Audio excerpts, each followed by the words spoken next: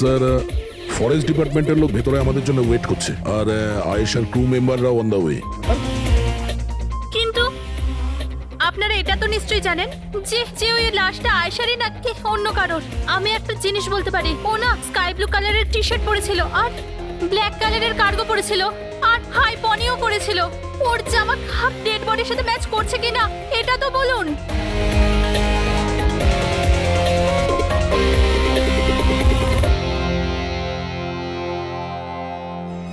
ও, আপনি সেই officer? Yes sir.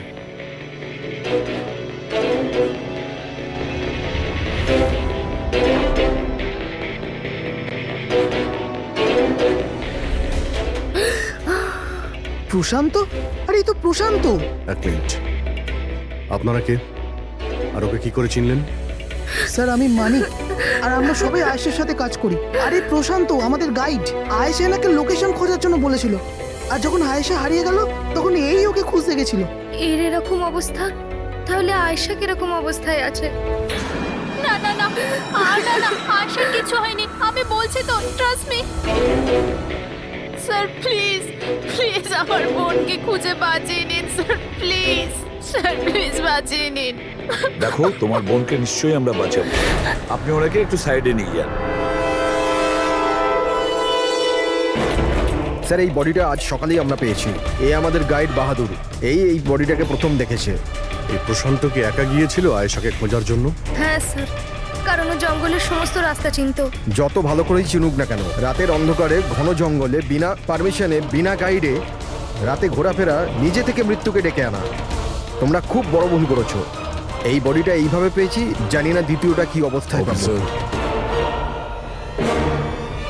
আচ্ছা এটা বলো যে এখানে কোনো হিংস্র জানোয়ার আছে? এরকম কোনো হিংস্র জন্তু নেই, ঘন জঙ্গল, হারিয়ে যাওয়ার ভয় আছে। কোনো জন্তু জানোয়ারের আঁচড় তো মনে হচ্ছে না, কিন্তু এটা ছুরির আঘাত বলে মনে হচ্ছে। একে ছুরি দিয়ে খুন করা হয়েছে।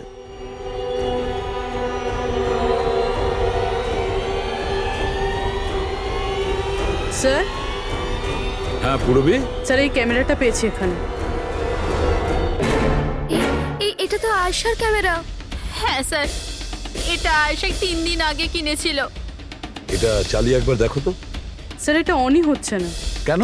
এটার ব্যাটারি ডাউন স্যার, আর আমাদের কাছে ডিভাইসও নেই এটা চিপ ইনসার্ট করার জন্য। ও মাই গড। আপনারা এসব শেষ করুন, এগুলো পরে করবেন। আগে আমার বোনকে খুঁজুন। আপনারা বুঝছেন না কেন হারিয়ে গেছে? আমরা খুঁজবো। অনেক বড় জঙ্গল ম্যাডাম, কমসে কম 2 দিন লাগবে পুরো জঙ্গল খুঁজতে। হ্যাঁ স্যার, সূর্যাস্ত হওয়ার পর আমরা কিচ্ছু করতে পারবো না। আপনারা সার্চিং শুরু করে দিন, বাহাদুর আপনাদের নিয়ে যাবে।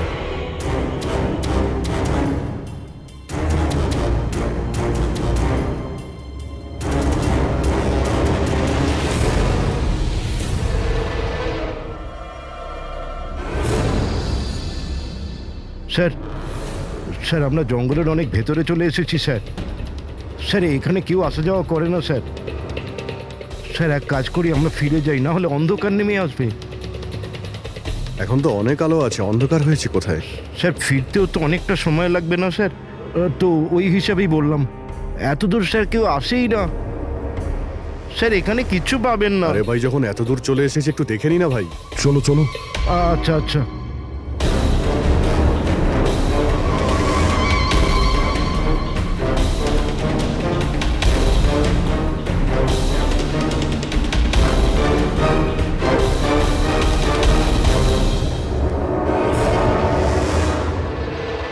তোমরা এই জঙ্গলে ফিল্মের শুটিং করতে এসেছিলে, আর শুধুমাত্র আয়েশাই নিখোঁজ হলো, আর তোমরা ওকে খোঁজার চেষ্টাই করনি। স্যার আমরা খুব ভয় পেয়ে গিয়েছিলাম, আর এখানে ওয়েব সিরিজ শুট করার আইডিয়া আয়েশারই ছিল।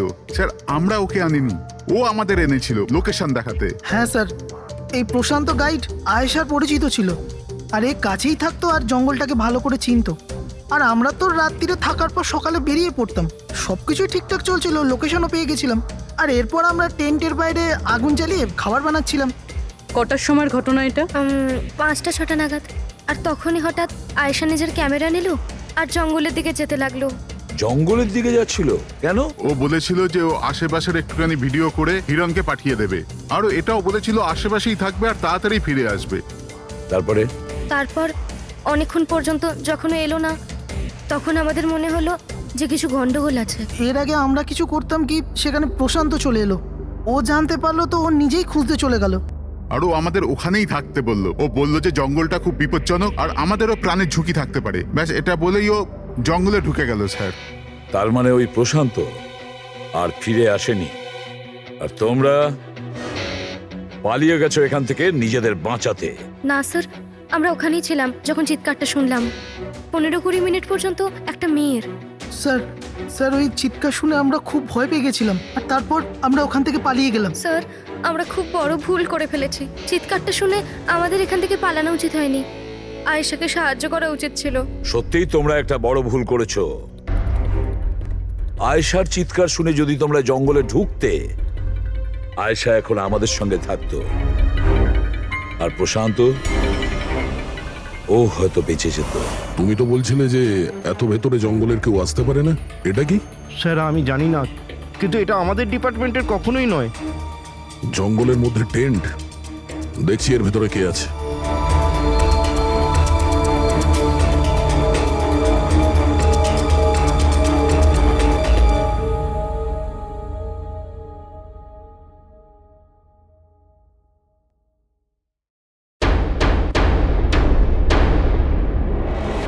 এই কাপড় তো দেখে মনে হচ্ছে কাটা হয়েছে। টেন্ট পিছন দিক দিয়ে কেটেছে, তার মানে সামনে কোনো বিপদ ছিল।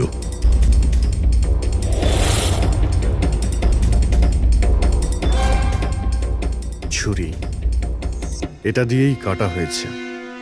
বাইরে গন্ডগোল হতেই পিছন থেকে কেটে পালিয়ে গিয়েছে।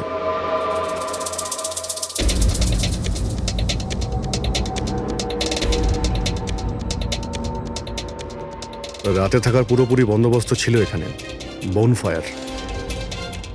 এই আলু এখানে দেওয়া হয়েছিল। স্যার এত ভেতরে এত রাত্রে থাকার মতো কেউ পাগলই হবে স্যার, না হলে এত ভয়ঙ্কর জঙ্গলে রাতে থাকার কথা ভাববে কে? কোনো নেচার লাভার না কোনো খুনি। এই দেখো,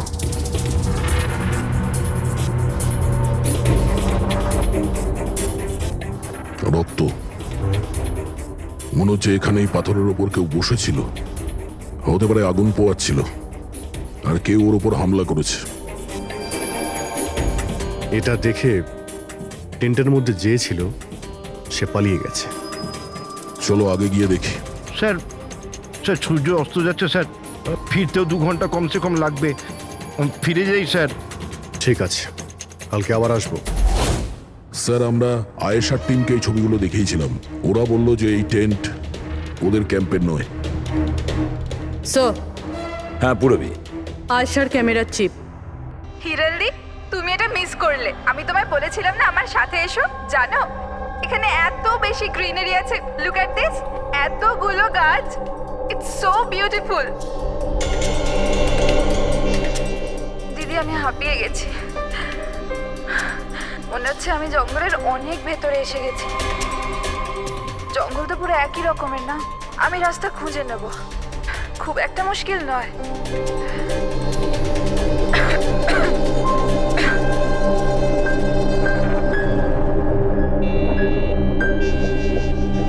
কেউ আছে নাকি ওখানে? কে ওখানে?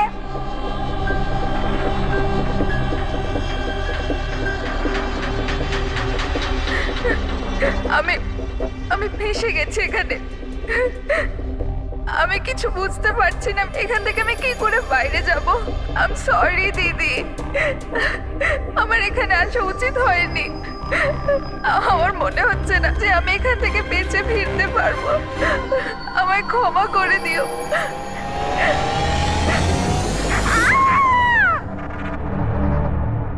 অভিজিৎ, যে কোনো পরিস্থিতিতে এই মেয়েটাকে ওই জঙ্গল থেকে উদ্ধার করতে হবে। গুলো রোজ ব্যবহার করত, আমি সেই প্রত্যেকটা জিনিস থেকে ডিএনএ স্যাম্পল নিয়েছি, কিন্তু আশ্চর্যের ব্যাপার কোনো স্যাম্পলই আয়েশার ডিএনএ এর সঙ্গে ম্যাচ করছে না। কি?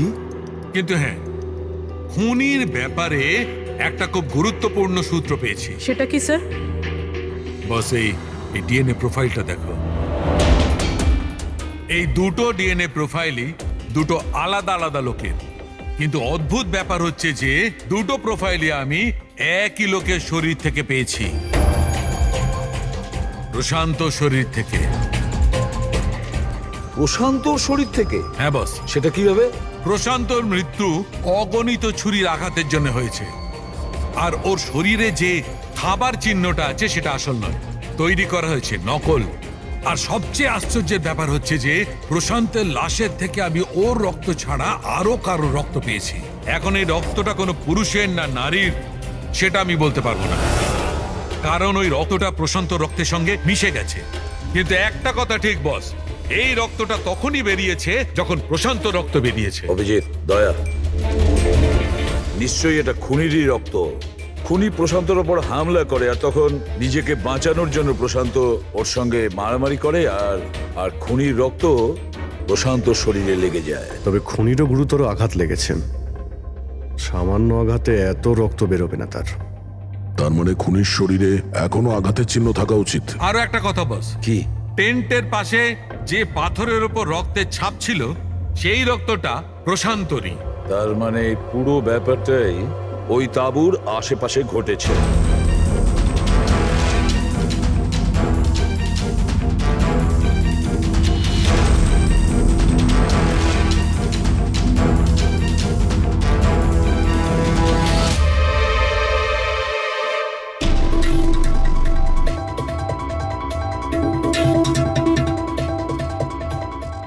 স্যার, হ্যাঁ পুরবী, স্যার এই জুতোটা পেয়েছি। তাহলে কি এই জুতোটা আয়েশার না? তো এগিয়ে গিয়ে দেখি।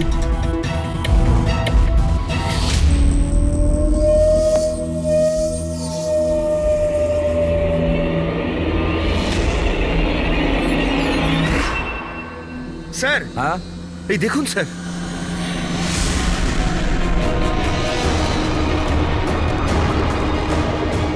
ছুরি দিয়ে আঘাত করেছে স্যারের পিঠে 5 বার। ওকে একটু উল্টে দাও। এ তো আয়েশা, ফেসটা তো পরিষ্কার দেখছি অভিজিৎ, না কোনো আঘাতের চিহ্ন, না কোনো কাটা দাগ। কিন্তু ওই ভিডিওতে যে দেখলাম। হ্যাঁ স্যার, ভিডিওতে এর মাথায় আঘাত লেগেছিল, রক্ত বেরোচ্ছিল। এখানে তো আঘাতের কোনো চিহ্নই নেই, একদম পরিষ্কার। তার মানে হলো ওই ভিডিওটা নকল। মানে আয়েশা অ্যাক্টিং আর মেকআপ দিয়ে দেখানোর চেষ্টা করেছিল যে ওকে কেউ মারতে চাইছে, খুন করতে চাইছে। কিন্তু এটা কেন করবে? স্যার, কেউ হয়তো মজা করবে, আর না হলে কোনো ভয়ঙ্কর পরিস্থিতি থেকে বাঁচার জন্য নাটক করছে। আর দুটো অবস্থাতেই এর মিথ্যেটা সত্যি হয়ে যায়। আর ও যা কিছু করেছিল, কেন করেছিল, সে তোর বন্ধু আর আত্মীয়রাই বলতে পারবে। সবাইকে ডেকে নাও। ফেডরিক, আয়েশার সমস্ত ফোন রেকর্ড চেক করো। দেখো এই ঘটনাটার পরে ও কাদের কাদের সঙ্গে কথা বলেছিল আর তারা সেই মুহূর্তে কোথায় ছিল।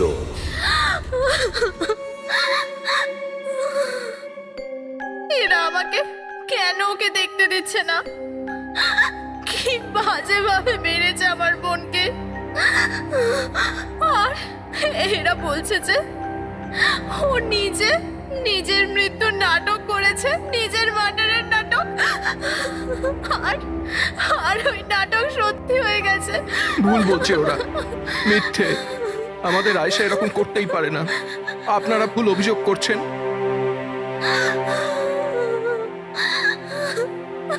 দেখুন, আপনার দুঃখ আমরা বুঝতে পারছি, কিন্তু এই অভিযোগ ভুল নয়, সত্যি। এটা আয়েশার ক্যামেরা থেকে যে থার্ড ক্লিপিংটা আমরা পেয়েছি, সেখানে আয়েশার মুখের উপরে অনেকগুলো ক্ষত চিহ্ন ছিল। কিন্তু যখন আমরা আয়েশার লাশটাকে পাই, তখন ওর মুখ আর গলা পরিষ্কার ছিল। কেন? কিভাবে? এই ভিডিওটাতে আয়েশা মজা করছিল না তো? ওর মজা করার স্বভাব ছিল না তো? একদম না। ওর জীবনে এত সমস্যা ছিল যে ও মজা করবার কথা ভাবতেই পারতো না। ও জঙ্গলে হারিয়ে গিয়েছিল, আর কোনো মানুষ এই সিচুয়েশনে মজা কি করে করবে? অন্য কারো কথা জানি না, কিন্তু আয়েশা এটা অবশ্যই করেছে। আর যদিও মজা করে না করে তো ইচ্ছে করেই করেছে। কি কেউ এটা কেন প্রমাণ করার চেষ্টা করবে যে তার সঙ্গে কিছু অন্যায় হয়েছে? আয়েশা এরকম কেন চাইবে? হ্যাঁ, ওর ওপর সত্যিকারের অ্যাটাক হয়েছিল, ও মারাও গেছে, ওটা আলাদা কথা, কিন্তু ও এই নাটকটা কেন করেছিল? কি সত্যি কি ও কোনো প্রবলেমে ছিল যার কারণে ওকে এই ড্রামাটা করতে হয়েছিল? হ্যাঁ, ও সমস্যায় ছিল, এমন সমস্যা যার থেকে ওকে মৃত্যুই বাঁচাতে পারতো। মানে তুমি কি বলতে চাইছো? স্যার, হ্যাঁ ফেডরিক, এটা আয়েশার কল রেকর্ডস। বিশেষ কিছু পেয়েছো? হ্যাঁ স্যার, একটা লোক আছে কেতন, সে আয়েশাকে অনেকগুলো মেসেজ আর কল করেছিল। এমনকি যেই রাতে আয়েশা খুন হয়েছিল সেই রাতেও ওর ফোন জঙ্গলের কাছেই ছিল, 2 কিলোমিটারের মধ্যে। এই কেতনকে? খুনের রাতে ও জঙ্গলের আশেপাশেই ছিল। কে? হ্যাঁ, স্যার, ও মানে আলাদাই থাকতো। যদি যদি আয়েশা ওর মৃত্যুর নাটক করে থাকে তাহলে তার পেছনে কেতনের হাত থাকতে পারে। কেতন আয়েশার হাজবেন্ড, আর আপনাদের মধ্যে কেউ এই কথাটা আমাদের বলার প্রয়োজন মনে করলেন না। হ্যাঁ, কিন্তু কেতনের জন্য নিজের মৃত্যুর নাটক কেন করতে যাবে? আমার মনে হয়েছিল যে আমরা কেতনের থেকে মুক্তি পেয়ে গেছি, কিন্তু আমি কি করে জানবো ওই আমার বোনের প্রাণ নিয়ে নেবে? হিরেন প্লিজ, কেতনই আমার বোনকে মেরেছে। আমি বলছি তুমি নিজেকে কেতনই সামলাও মেরেছে। প্লিজ। কেঁদো না প্লিজ, কাম ডাউন। আপনারা প্লিজ নিজেদের মধ্যে কথাবার্তাটা থামান আর আমাদের বলুন কি ব্যাপার। আমি আপনাদেরকে বলছি, আসলে আজ থেকে 2 বছর আগে কেতন আর আয়েশার একটা ট্রিপে আলাপ হয়েছিল। আয়েশা কেতনকে বিয়ে করেছিল। তাড়াহুড়োতে সিদ্ধান্ত নেওয়ার শখ ছিল ওর, কিন্তু জানতো না ও এই সিদ্ধান্তটা কতটা ভুল নিয়েছিল। কেতন ওর যোগ্য ছিল না, একটা পাগল লোক ছিল, পজেসিভ ছিল, ওর জীবনটা অতিষ্ঠ করে রেখেছিল। এই জন্য 6 মাস আগে ওকে ও ছেড়ে দেয়। এছাড়া আর কি করতো? আমরা সবাই দেখেছিলাম ওকে কিরকম টর্চার করা হতো। মানিক, আজকে সব অডিশনে ক্যামেরাতে আছে, স্ক্রিনে প্লে কর, স্যারকে দেখাতে হবে। আর আয়েশা এক্ষুনি এসে যাবে। ঠিক আছে। আয়েশা, আয়েশা, কি হয়েছে? Are you okay? আয়েশা তুই ঠিক আছিস? কি করে হলো এসব? কে করলো এসব? আরে তোমরাও না কত প্রশ্ন করো, কিচ্ছু হয়নি আমার। আসলে কি হয়েছে, ওই তাড়াতাড়িতে সিঁড়ি দিয়ে নামছিলাম আর পা পিছলে গেছে। চুপ কর আয়েশা, কত কভার আপ করবি? আমি তো এটা বুঝতে পারছি না, তুই ছেড়ে দিচ্ছিস না কেন ওই মানুষটাকে? আমি ছেড়ে দিলেও ও আমায় ছাড়বে না। আরে আইন বলে কিছু আছে নাকি? পুলিশের হাতে তুলে দিও ওকে। কেউ ওর কিচ্ছু করতে পারবে না। ওকে যদি পুলিশে ধরেও নিয়ে যায়, ও সেখান থেকেও চলে আসবে আর আমাকে খুঁজে বার করবে, তারপর আমায় ছাড়বে না। কখন থেকে ফোন করছি তোকে আমি? হ্যাঁ, ধরছিলিস না কেন? এখানে বসে টাইম পাস করছিস? হ্যাঁ না কেতন, তোরা তো সাহস কি করে হলো? কেতন, আমি ডাক্তারের কাছে গেছিলাম তাই ফোন সাইলেন্ট ছিল, অন করতে ভুলে গেছি। ওকে, ডক্টর, হ্যাঁ আজকাল খুব বেশি যাচ্ছিস না ওর কাছে? কেতন কি বলছো? এরকম কিচ্ছু নয়। আর তুমি বললে আমি ডাক্তারের কাছে আর কোনোদিন যাবো না। আমাকে প্লিজ ছেড়ে দাও, আমাকে ক্ষমা করে দাও। তোকে তোর যোগ্যতা দেখাই, চ। কি করছে এসব? ছাড়ো ওকে। এই নিজের কাজে মন দে, বুঝেছিস? এনাফ। এনাফ। মানুষ না, এই কেতন তো জানোয়ার। তোমরা কেতনের ব্যাপারে আমাকে আগে বলনি কেন? আপনারা যা বললেন সেটা শুনে তো মনে হচ্ছে কেতনই আমাদের প্রাইম সাসপেক্ট। মনে হচ্ছে কেতনের কারণেই সেটা করেছে। আর কেতন আয়েশার অভিনয়টাকে বাস্তবে পরিণত করেছে। যদি যদি তোমরা কেতনের ব্যাপারে আমাকে একটু আগে জানাতে পারতে। গত 6 মাস ধরে আয়েশা আমাদের সাথেই ছিল, আর এর মধ্যে একবারও তো কেতনের সাথে দেখাও করেনি। আর শহর থেকে এত দূরে জঙ্গলে আসতে পারে সেটা তো আমরা ভাবিইনি। এই ধরনের পাগল আর সন্দেহবাতিক লোক যে কোনো কিছুই করতে পারে। হ্যাঁ, কেতনের অ্যাড্রেস আর টেলিফোন নাম্বারটা আমাদের দেবেন।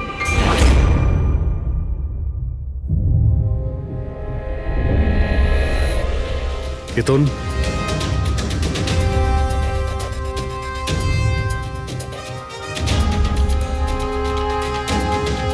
স্যার, এই ফটোগুলো দেখে তো মনেই হচ্ছে না যে দুজনের মধ্যে কোনো ঝামেলা ছিল। আপনারা কেতন, আয়েশার স্বামী। Police, CID. আপনারা কি করতে এসেছেন এবার? আমার আয়েশা চলে গেছে, আমার জীবন বরবাদ হয়ে গেছে। আপনারা কি চান আমার থেকে? ইনফরমেশন তোমার আর আয়েশার ব্যাপারে। শুনেছি তুমি নাকি খুব বিরক্ত করতে ওকে। স্যার, আমি ওকে অনেক ভালোবাসতাম, নিজের থেকেও বেশি। সেই কারণে ওকে টর্চার করতে, মারতেও? হ্যাঁ, আমি কেন টর্চার করবো ওকে? তোমার কাছ থেকে বাঁচার জন্য কোর্টের কাছে সাহায্য চেয়েছিল, তাও তুমি ওকে বিরক্ত করা বন্ধ করনি। স্যার, মিথ্যে কথা এসব, এরকম কিছুই ছিল না। মিস্টার কেতন, রেকর্ড আছে আমাদের কাছে। তুমি বারবার ওকে ফোন করে আর মেসেজ করে হুমকি দিয়েছিলে। আর এটাও কাউকে বলেওনি, আমরা জেনে গেছি। আর তাছাড়াও গত 6 মাস ধরে তুমি হেরাল আর রোহানের ঘরের আশেপাশে ঘোরাফেরা করছিলে। আর যে রাতে আয়েশা খুন হয়েছে ওই রাতে তুমি ওই জঙ্গলেই ছিলে। এগুলো তোমার ফোনের লোকেশন থেকে পাওয়া গেছে। নিজের অপরাধটাকে লুকানোর চেষ্টা করো না, কোনো লাভ হবে না। আর এই ডবল মার্ডারে খুনিরও প্রচুর আঘাত লেগেছে। এই কি করে লাগলো তোমার? স্যার, এই আঘাতটা ওই দিন ঝোপেতেই লেগেছিল, কিন্তু এরকম কিছুই নয় যেটা আপনারা ভাবছেন। স্যার, আমি আয়েশাকে মারিনি। স্যার, আমি মানছি যে আমি ওই দিন জঙ্গলে গিয়েছিলাম, কিন্তু স্যার আমি তো শুধু ওর সাথে কথা বলার জন্য গিয়েছিলাম। স্যার, পুরো 6 মাস হয়ে গেছে, আমি ওকে দেখিনি পর্যন্ত। খুব মিস করতাম স্যার ওকে। ওর সাথে দেখা করতে চাইতাম, ওর সাথে কথা বলতে চাইতাম, যাতে ওকে বাড়িতে ফিরিয়ে আনতে পারি, যাতে আবার টর্চার করতে পারো। না স্যার, আমি বদলে গেছি স্যার। স্যার, আমি তো এটাই বলতে চেয়েছিলাম, কিন্তু যখন আমি জঙ্গলে গেলাম দেখলাম যে ও অন্য কারোর সাথে যাচ্ছে জঙ্গলের ভেতর। স্যার, আমি কি করতাম স্যার? আমি এমনিতেই মাথা গরমের লোক। আমি ভাবলাম বেকার বেকার ঝামেলা তৈরি হবে, সেই জন্য আমি চুপচাপ বাড়ি ফিরে এলাম স্যার। স্যার, ট্রাস্ট মি, আমি কিচ্ছু করিনি, আমি মারিনি ওকে স্যার। দেখো কেতন, তুমি এখনো আমাদের সন্দেহের তালিকায় আছো। যতক্ষণে কেসটা শেষ না হচ্ছে তুমি হেফাজতে থাকবে। স্যার, এই কেতনের কাছে কিন্তু আয়েশাকে মারার মোটিভ ছিল। ও তো বেঁচে গেছে, এবার বাকি রয়েছে এরা সবাই। হিরাল, সায়রা, অজিত, মানিক আর রুহান, এরা কি সবাই আয়েশার আপনজন ছিল? এদের কি মোটিভ হতে পারে? কারণ এদের মধ্যে তো কোনো প্রবলেম নজরে পড়ছে না। কেউ তো হবে স্যার যার আয়েশার মৃত্যু হলে লাভ হবে। কেউ কি পাবে ও মারা গেলে? সম্পত্তি, টাকা। টাকা? ইন্স্যুরেন্সের টাকা? হ্যাঁ, ইন্স্যুরেন্স। রবি, ফেডরিক, একটা কাজ করো, এই শহরে যতগুলো ইন্স্যুরেন্স কোম্পানি আছে সেখানে গিয়ে খোঁজ নাও আয়েশার নামে ওদের কাছে কোনো লাইফ ইন্স্যুরেন্স পলিসি আছে কিনা। কিন্তু একটা কথা, আয়েশার বন্ধু বা তাদের ফ্যামিলির কাউকে বলবে না কিছু। যদি ওদের মধ্যেই কেউ খুনি হয় সে সতর্ক হয়ে যাবে।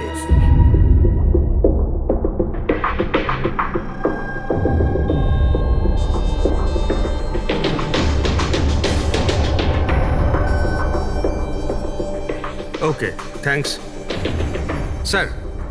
হ্যাঁ ফেডরিক, আয়েশার অ্যাকাউন্টে মাত্র 1 লাখ টাকা আছে, কোনো ফিক্সড ডিপোজিট পর্যন্ত নেই।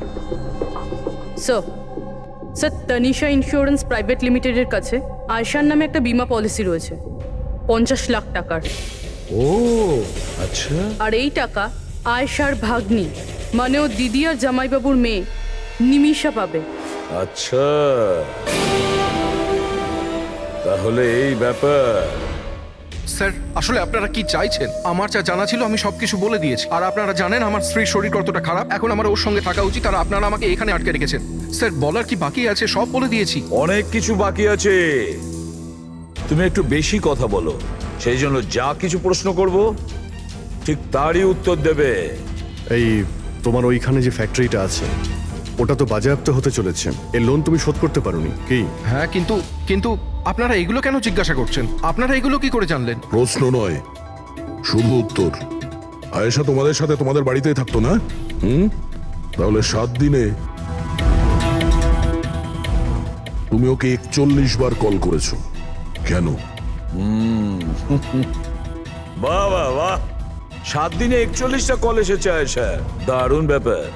আর তার উপরেও তুমি অর্থ কষ্টে ভুগছিলে, তাই না?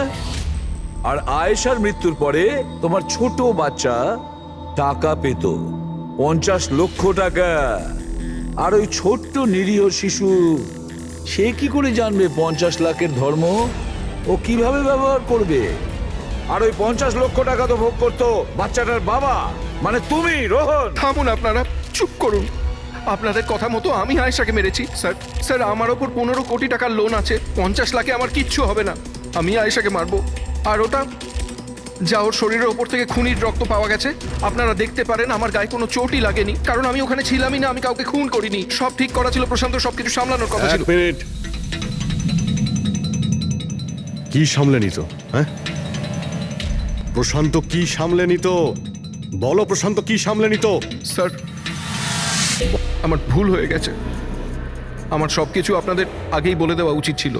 আমি ভয় পেয়ে গেছিলাম, খুব ভয় পেয়ে গেছিলাম। কোনটা বলার ছিল আগে? তাড়াতাড়ি বলো। আমি আয়েশার প্ল্যানে যুক্ত ছিলাম। আমরা শুধু ওকে মৃত দেখাতে চেয়েছিলাম। অ্যাকচুয়ালি ওর মরার কথা ছিল না। তার মানে আমাদের সন্দেহ ঠিক ছিল স্যার। সবকিছু ঠিক ছিল। ওই ভিডিওটা নকল ছিল, শুধু কেতনের থেকে বাঁচার জন্য ছিল। আর তুমিও এই প্ল্যানে জড়িত ছিলে। স্যার, কেতন আয়েশার জীবন অতিষ্ঠ করে দিয়েছিল। ও বেচারি চুপ থাকতো, কাউকে কিছু বলতো না। স্যার, একদিন লিমিট ক্রস করে গেল, সব সীমা ছাড়িয়ে গেল। ওর মনে হলো কেতন ওর জন্য কোনো বড় বিপদ হতে পারে। ও আমাকে বলেছিল স্যার। স্যার, স্যার, কেতন পাগল ছিল। পুলিশ বা ডিভোর্স ওর কেউ কিচ্ছু করতে পারতো না। আয়েশা ও থেকে পার্মানেন্ট মুক্তি পেতে চাইছিল, চিরদিনের জন্য। আমি হাঁপিয়ে গেছি জিজু। এখন তো ডিভোর্স আমাকে কেতনের থেকে বাঁচাতে পারবে না। যেটা আমায় ওই কেতনের হাত থেকে বাঁচাতে পারে সেটা শুধু আমার মৃত্যু।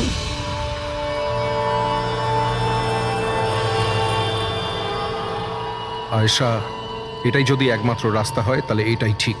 তোমার মৃত্যু তোমায় কেতনের হাত থেকে বাঁচাতে পারে। মরে যাও। হোয়াট? রিল্যাক্স। আমার কাছে একটা আইডিয়া আছে। আমাদেরকে এমন কিছু করতে হবে যাতে মনে হয় আয়েশা মরে গেছে। তোমার সাথে কোনো দুর্ঘটনা হলো বা কেউ তোমাকে মেরে দিল, আর বডিকে এতটা খারাপ করে দেওয়া হলো যে কেউ চিনতে না পারে আয়েশা। তারপর তুমি এখান থেকে অনেক দূর চলে যাবে, আর তোমার ওই ইন্স্যুরেন্সের টাকা যেটা মিমির নামে আছে আমি তোমাকে পৌঁছে দেব। 50 লাখ টাকা দিয়ে একটা নতুন জায়গা, নতুন লাইফ, নতুন করে শুরু করবে। কিন্তু জিজু, আমি বেঁচে থাকাকালীন আমার লাশ কোথা থেকে আসবে? ওর জন্য টেনশন নিও না, আমি সবকিছু করে নেব। আমার এক বন্ধু আছে প্রশান্ত, ও আমার জন্য অনেক কাজ করে দিয়েছে। কিন্তু হ্যাঁ আয়েশা, এরপরে তুমি কখনো জীবনে আমার সাথে, মিমির সাথে, হিরালের সাথে কোনোদিন দেখা করতে পারবে না। হ্যাঁ, কিন্তু ওই পাগল লোকটার থেকে তুমি সারা জীবনের জন্য মুক্তি পেয়ে যাবে। তুমি মুক্ত হয়ে যাবে। সবকিছু ঠিক ছিল, সবকিছু প্ল্যান মাফিক চলছিল। আমি আয়েশা আর প্রশান্তর সঙ্গে ফোনে যোগাযোগ রেখে চলছিলাম। তারপর জানি না হঠাৎ করে ফোন কেটে গেল। আমি জানতাম ওখানে একটা মেয়ের মৃতদেহ পাওয়া যাবে, যার ব্যবস্থা আমি বাধ্য হয়ে করেছিলাম। শুধু আয়েশার জামা কাপড় ওই মেয়েটিকে পরানোর কথা ছিল। ওর মুখটা এত খারাপ ছিল যে কেউ চিনতেও পারতো না। কিন্তু স্যার, সিরিয়াসলি আমি তো শকে ছিলাম। ওটা মেয়েটার নয়, প্রশান্তের বডি ছিল। স্যার, প্রশান্ত তো আয়েশাকে সকাল হওয়ার আগেই জঙ্গল থেকে অনেক দূরে নিয়ে যাওয়ার কথা ছিল, কোনো সেফ জায়গায়। কিন্তু হঠাৎ করে কি হয়ে গেল স্যার? স্যার, আমার যতটা জানা ছিল আপনাদের বলে দিয়েছি স্যার। স্যার, প্রশান্তকে কে মেরেছে, আয়েশাকে কে মেরেছে আমি জানি না।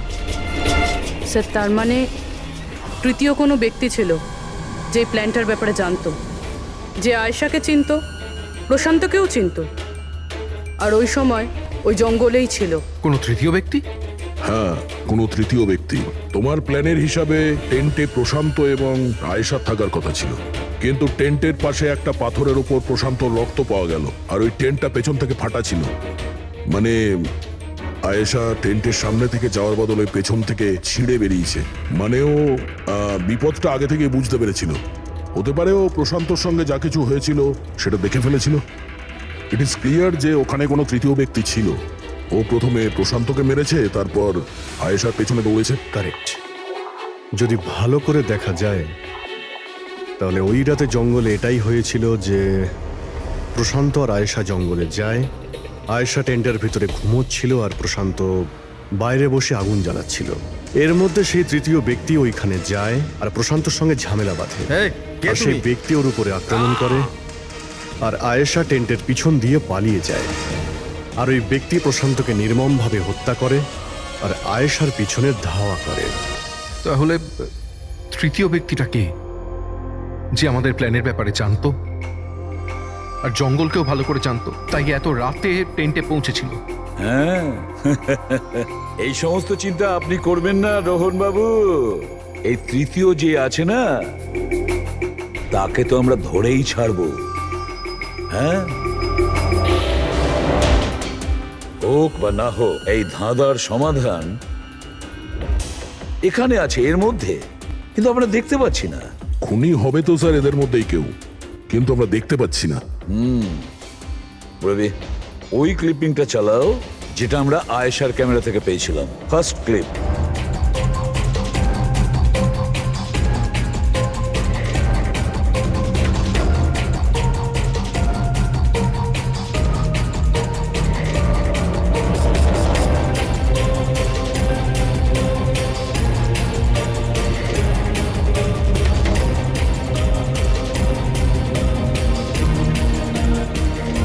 ইয়েস, দা, তুমি ঠিকই বলেছিলে, খুনি আমাদের সামনেই আছে, কিন্তু আমরা দেখতে পাচ্ছি না। একটা কাজ করো, সবাইকে জঙ্গলে ডেকে নাও, তখনই বোঝা যাবে। স্যার, এখনো আপনারা আমার ওপর সন্দেহ করছেন, যেখানে আমি আপনাদের সবকিছু সত্যি কথা বলেই দিয়েছি। স্যার আমি আমার বউকে কেন মারবো স্যার? আমি তোকে ভালোবাসি স্যার। আমার বোনের খুনিকে খোঁজার বদলে আপনারা আমাদেরই জিজ্ঞাসাবাদ করছেন। আর ওর গায়েব হওয়ার খবর তো আমি হিরাল ম্যামকে দিয়েছি। আর আমরা যদি কিছু করতাম তো আমরা কেন ফোন করতাম? হ্যাঁ, কিন্তু কেউ তো আয়েশাকে খুন করেছে, আর কে খুন করেছে সেটা আমরা জানি। আয়েশাকে খুন তোমাদের মধ্যেই কেউ করেছে, তোমাদের মধ্যেই কেউ। আমাদের মধ্যে কে হতে পারে স্যার? এখনই জানতে পারা যাবে। রোহন, তুমি একটা কথা বলো, আয়েশা রেকির জন্য তোমার বাড়ি থেকে দুর্ঘটনার একদিন আগেই গিয়েছিল না? হ্যাঁ স্যার, একদিন আগেই গিয়েছিল। আর এটা সেদিনেরই ছবি, তাই না? যেদিন ওর রেকিতে যাওয়ার কথা ছিল। আয়েশার অ্যাকাউন্ট ওই পোস্ট করেছে, তো ওরই হবে। আর আপনারা আমার বোনের খুনিকে খোঁজার বদলে এরকম ফালতু জিজ্ঞাসাবাদ করছেন, আমাদের উপরে ব্লেম করছেন। এতে কি প্রমাণ পাবেন আপনারা? এটাই যে তোমরা আয়েশাকে জীবন্ত দেখেছিলে শেষবার ওই দিনই, তারপরও নিখোঁজ হয়ে গেছিল, তোমরা আমাদের বলেছিলে। আচ্ছা, ও কি কি পরেছিল অপর্ণা, তুমি বলেছিলে, তোমার মনে আছে? হ্যাঁ, ওনা স্কাই ব্লু কালারের টি শার্ট পরেছিল আর ব্ল্যাক কার্গো প্যান্ট ছিল। হাই পনিও করেছিল। আপনার তো নিশ্চয়ই মনেই আছে। হিরাল, তুমি কি করে জানলে আয়েশা মরার সময় কি কাপড় পরেছিল? বলো, আরে বলো না। কারণ সেই দিন এ জঙ্গলেই ছিল। এই প্রশান্তকে মেরেছে আর তারপর আয়েশার পিছনে দৌড়োয়, ওর পিছু নেয় আর ওকে মেরে ফেলে। আর প্রশান্তকে মারার সময় তোমার গভীর আঘাতও লাগে। দেখাও। হট সারুন, আমার দূরে থাকুন। হ্যাঁ, আমার থেকে। একে তো আপনারা আমার বোনের খুনিকে খুঁজে পাচ্ছেন না, তার উপরে আমার উপরে অভিযোগ দিচ্ছেন। হ্যাঁ, ব্যাস, অনেক অভিনয় করেছো, এবার ঠিক করে বলো, কেন মেরেছো তুমি আয়েশাকে? হ্যাঁ, আমি মেরেছি আয়েশাকে। আমি মেরেছি আয়েশাকে।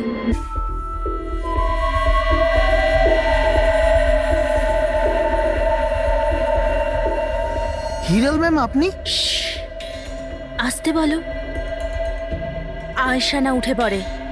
ইনফ্যাক্ট আমি বলছি যে ওকে সব সময়ের জন্যই না ঘুম পাড়িয়ে দাও। এটা কি বলছেন ম্যাডাম? রোহান তো তোমাকে আয়েশাকে সুরক্ষিতভাবে এই জঙ্গল থেকে বাইরে বার করার জন্য কত টাকা দিয়েছিল? 2 লাখ টাকা। আমি না তোমাকে 5 লাখ টাকা দেব আয়েশার প্রাণ নেয়ার জন্য। হিরাল ম্যাম, এসব কি বলছেন?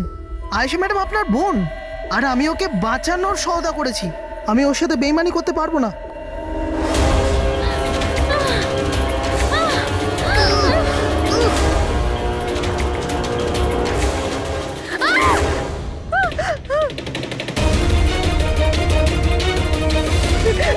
আয়েশা,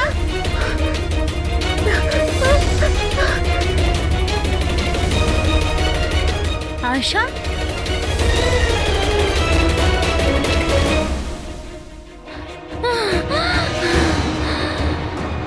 আয়েশা, আমার কাছে আয় আয়েশা, আমি তোকে বাঁচাতে এসেছি আয়েশা। তোর ইন্স্যুরেন্সের টাকার জন্য তোকে মারতে চেয়েছিল আয়শা। আমার বোন।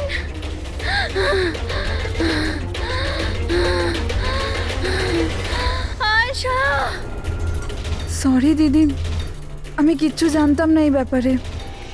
সরি, আমার জন্য তোমার এত কষ্ট হলো। আমি জানতাম না যে জিজু এরকম কিছু করছে। আই এম সো সরি দিদি। আমার বোন। সরি দিদি। তুই সরি বলিস না। হ্যাঁ, এটা তো আমার বলা উচিত। কেন দিদি? I am sorry. কেন কেন মেরেছো তুমি তোমার বোন আয়েশাকে? আপনারা জানেন না আয়েশাকে। ও সবসময় না সবার প্রিয় হয়ে এসছে। ভালোবাসার আয়েশা। সবাই ওকে ভালোবাসতো, আমাকে নয়। মা, বাবা, আমার সব বন্ধু, ইনফ্যাক্ট রোহান, আমার মেয়ে নিম্মিও আমার থেকে বেশি ওকে ভালোবাসতো। ও রোহানকেও আমার থেকে ছিনিয়ে নিতে চেয়েছিল। আমি রোহান আর নিম্মিকে নিজের থেকে দূরে যেতে দেখতে পারতাম না। না, আপনি বলুন আমি কি করতাম? আমি ভাবলাম সবসময় ও আমাকে হিংসা করে না, জিতেওছে সবসময়। না থাকবে আয়েশা, আর না থাকবে ওর জিত। এর জন্য মেরে ফেলেছি আমি ওকে। হিরাল, তুমি এটা কি করে করতে পারো? আরে আয়েশা তোমার ছোট বোন ছিল, আমাকে বড় দাদার মতো দেখতো। আমি ওর সাথে এগুলো কখনো স্বপ্নতেও ভাবতে পারি না। আমার লজ্জা লাগে তোমাকে আমার স্ত্রী বলতে। রোহান, তোমার ভুল নেই এতে। সব ভুল ওই আয়েশার। ওই সব করছিল।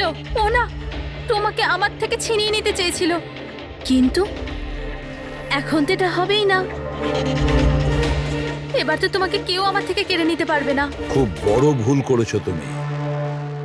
তোমার সন্দেহ, তোমার ইনসিকিউরিটি একটা নিরীহ মানুষের প্রাণ নিয়েছে, প্রশান্ত গাইডের।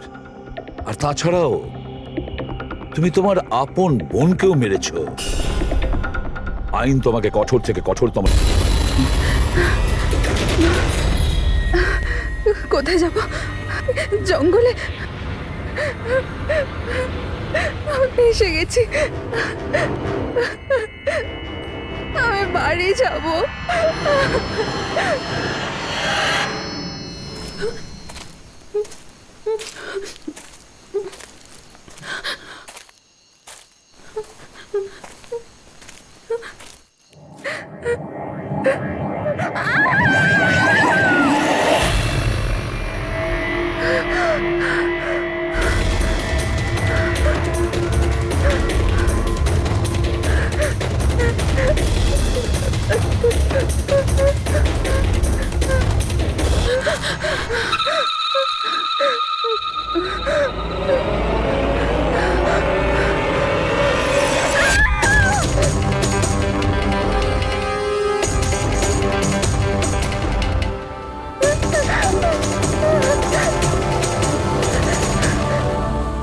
নেমে ঘুমিয়ে পড়েছে?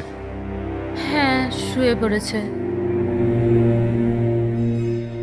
আরে হিরাল, তোমায় খুব ডিস্টার্ব লাগছে। কি বলবো, 24 ঘন্টা হয়ে গেল আয়েশা গেছে, না তোর ফোন লাগছে না ফোন করেছে। আমার না খুব টেনশন হচ্ছে, জানি না কোনো বিপদে না পড়ে যায় ও। দেখো হিরাল, এখনো বড় হয়ে গেছে। আমার মনে হয় তুমি ওর মায়ের মতো রিয়াক্ট করছো। নিজের প্রবলেম নিজে সলভ করতে পারবে ও, ছোট বাচ্চা নয় ও। রোহান, এরকম কিভাবে বলতে পারো? ছোট বোনও আমার। আমি ওর জন্য টেনশন করব না তো আর কে করবে? আর ওর আমাকে ছাড়া আর কে আছে এই দুনিয়াতে?